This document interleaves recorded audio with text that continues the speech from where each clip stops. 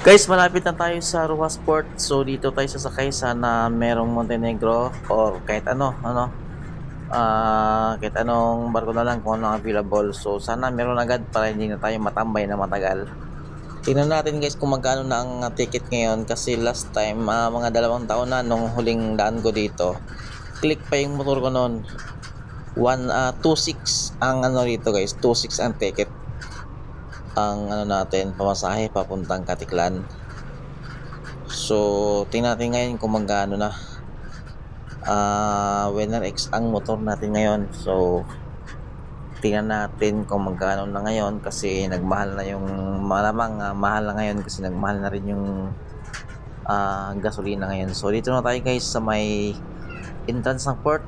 Magtanong tayo dito sa guard kung hindi ba na bago ang proseso ng kuhanan ng ticket.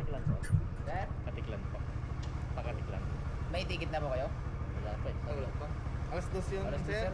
Doon sir. Pacific Line po. Kuhanan sir ng ticket. Di ba may dala kayo toll fee doon? Yan yung hamok doon. Ayaw sa kaliwa. Oo, doon. Doon ang kuhanan ng ticket. Anong barko yun? Ay, kahit anong roro mo. Alas dos Starlight. Starlight. Opo, Alas Starlight. 2 yung pinaka... Kaya ang maaga namin ngayon. Starlight.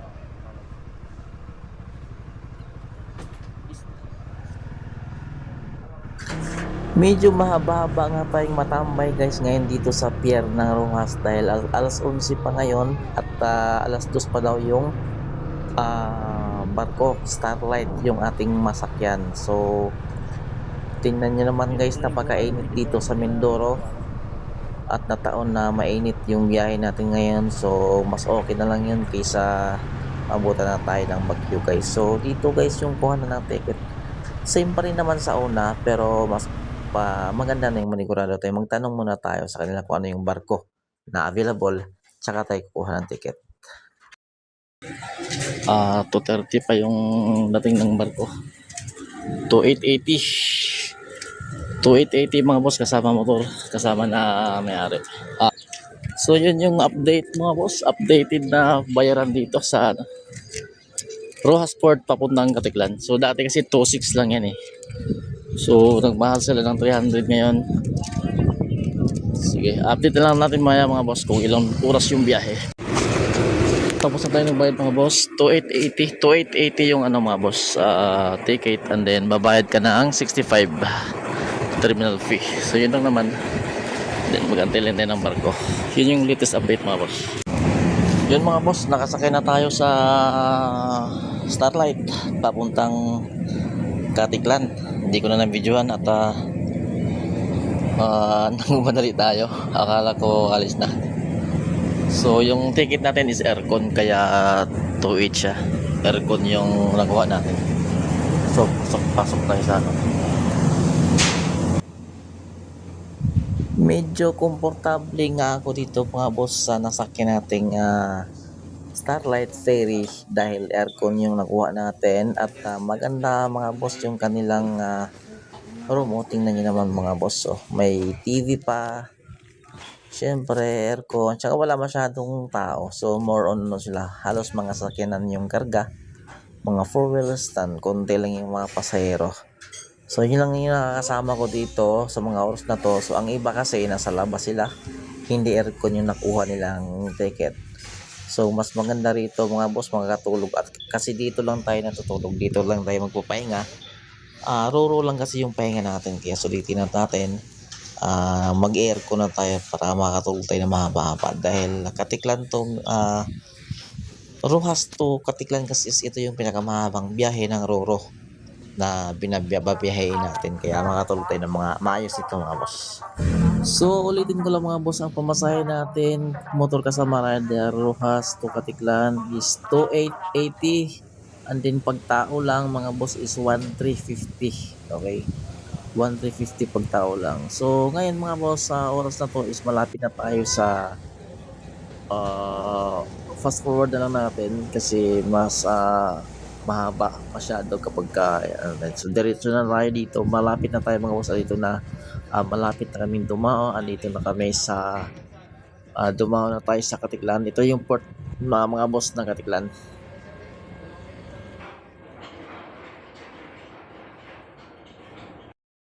Ito tayo guys sa Katiklan. Punta natin yung motor natin. Bababa na tayo.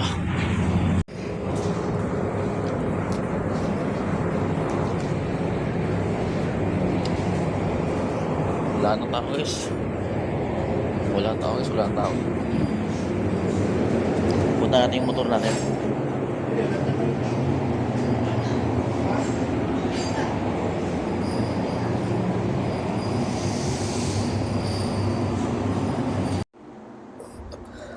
Paunahin lang natin guys yung mga four wheels, yung mga malalaking truck. Tsaka na tayo lalabas kapag makadaan na tayo. Ito na guys, lalabas na tayo. Andito na tayo sa Katiklan. Welcome Katiklan. So mahaba-haba na naman yung biyahe natin mamaya kasi magbabiyahe tayo galing dito hanggang Dumangas guys. So nasa 200 mahigit kilometers yun. So good luck sa atin. So sa ngayon dito muna tayo sa, siguro magpahinga muna ako. Hanap muna ako ng 7-Eleven sa unahan para makapag-snack muna. And then magpahinga lang tayo ng konti tapos diretso na naman.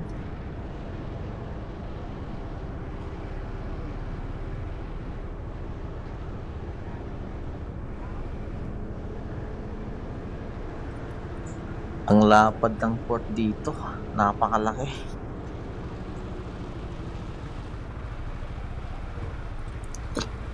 So yun lang guys, maraming salamat pagsama sa aking biyahe. So ulitin ko lang guys sa mga nagtatanong, ang updated ngayon na pamasahe from Rojas, Mindoro papunta dito sa Katiklan via Starlight is 2880 guys. Kasama na tayo doon, kasama na rider.